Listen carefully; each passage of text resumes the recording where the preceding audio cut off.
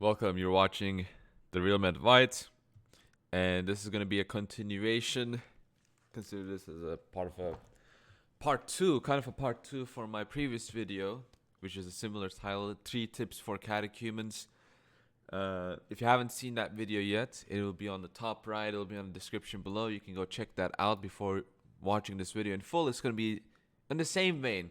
This is going to be basic tips to help people that are catechumens or people that are inquiring into the Orthodox Church, what they should do, what they should look out for, and let's just straight up begin. So the first tip: patience is a virtue, and it's very important to practice patience. What do I mean by that?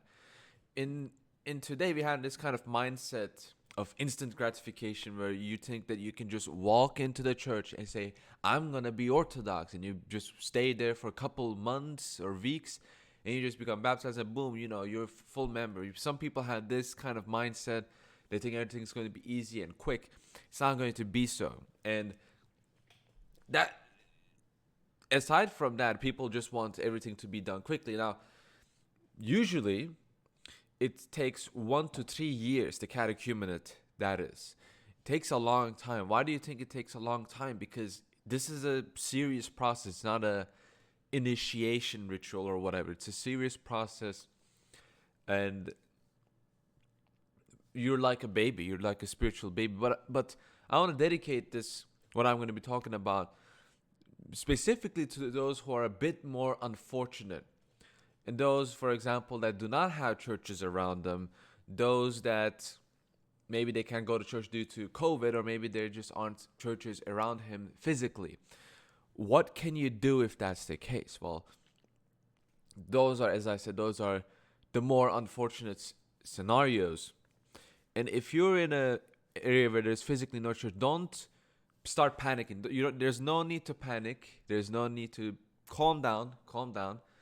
There have been many people that didn't have any churches around, but they still managed to get things done. I know some even personally. And so what I will say to them is that be patient and trust in God. Everything is going to sort itself out while you're waiting to find a church near you. Maybe you're going to move to another area where there's going to be an Orthodox church that you can go and be baptized. Until prepare yourself for that day. Assume that day is going to happen whenever. It can be weeks, months, maybe even years. Again, this has happened to people. Maybe even a decade. It can take people decades. Patience is important. And in the meantime, you can take your time just knowing more about the faith. Especially today, we have the internet. It allows us to look up everything we want and use it to your advantage. Genuinely, just use it to your advantage. Be patient. I was very impatient. Me personally, I was very impatient. I wanted to get my baptism as soon as possible. Biggest mistake I ever made. I should have been patient as much as I possibly could, because once you're baptized, that's the moment when the demons really start attacking you. When you're a catechumen, they still, God still protects you. But that's when demons really start assailing your soul, is when after you get baptized. So it's very important that you take your time, you prepare yourself for a battle, and when you take on the armor of God, you can finally start battling demons, in the spiritual sense, of course. Number 2 tip is to recognize that you know nothing, that you have no idea about anything. Especially today, we have a lot of know-it-alls. They sometimes come into the church and they talk about what they know as if they can teach. But this is more specifically not those who do this externally, but more so something of an internal thing. And this is a problem that I had, is that you might think you know more than normal people on certain important issues, but there's still going to be a lot of things that you have zero idea about. And you have to accept that. You have to kind of humble yourself and accept that.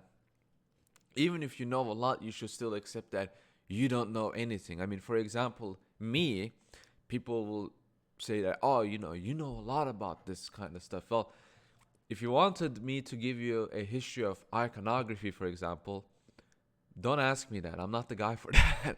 I'm not a big. I don't know the state of iconography in the 4th century or the 5th century. I don't know. I don't know the state of it in the 6th century. I don't know. Don't ask me about those questions, okay? I don't know. There's things that I don't know. There's things that you don't know. It's better for you to accept that. This might be kind of a weird tip, but genuinely, it might help you, because the moment you start to realize there are some things that you don't know about, this is going to be a good segue into the third tip. The moment you accept that there are certain things that you don't know much about, is the moment you start to realize, okay, I care about this stuff, so let's learn it. What is the significance of the liturgy? What is this? What is that? But put yourself into that mindset. Don't think that you're a pro of learning. And finally, the third tip is ask your priest. Is a very famous line that people love using. I will qualify that and say, ask your priest the important questions. Okay, the important questions. And some of these important questions can be personal. And so I don't know much about them, but those are questions that you need to ask. If you have, for example, marriage problems, don't ask it to people on Discord. Go to your priest and ask him that. Ask him what's going on. If you don't have any priest around, maybe you're in the situation of the unfortunate guy who has no churches around. Maybe you can contact the priest via email or maybe Facebook, maybe some way. Maybe you can contact someone. I can't help you there, but if you know some Orthodox people, they might help you out on that. That they can help you get in contact with their priest, for example, maybe if they have the time. But what I'm getting at is ask your priest the important questions. Is it important to know that your priest, for example, has a good view of creation? Yes, but there's also 50 other important questions that you need to ask. And again, a lot of this is going to be personal. I'm not going to be able to help you much on that. But what I'm trying to say here is that think of a priest. What does he deal with? What does he deal with? If your priest just got out of liturgy and he seems a bit busy, don't walk up to him and say, hey, what do you think about the Council of Chalcedon? The best answer you're going to get is, I think it's cool. That's the best answer you're going to get, because he's not going to be able to elaborate more on it. But if you can ask him the good questions, the important questions at the right moment, you're going to get out a lot. And you should try to have a good relationship with your priest. I think that kind of goes without saying. That's why I didn't use it as a tip, because, again, I think it just goes without saying. It's just something you need to assume, but you also need to be respectful. You can't just walk up to that, holla, how you doing, my man? You can't be like that either. You can even ask him something like, how should I treat you? Should I kiss your hand every time I meet you? How should I treat you? Even questions like that is completely, those are the meta questions. And even those questions are helpful. And if you don't follow these tips, I'm going to tell you what's going to happen to you. Your priest is going to look at you. He's going to look at you in a very intense manner. And he's going to take his cross and he's going to hit you with the face on it. It's going to do massive water damage, like in the picture. Jokes aside, he's not going to get too mad, but he's not going to be able to help you as much as you and he wants to help you. And obviously, you want to be helped. He wants to help you. Take advantage of that. It's not even taking advantage. It's making use of it. Allow your priest to help you out. And in some cases, there are sometimes priests that are unhelpful. Maybe it's because they're too busy. Maybe it's because of other reasons. And that's where tip number 1 comes in, being patient. Right? It's important to be patient.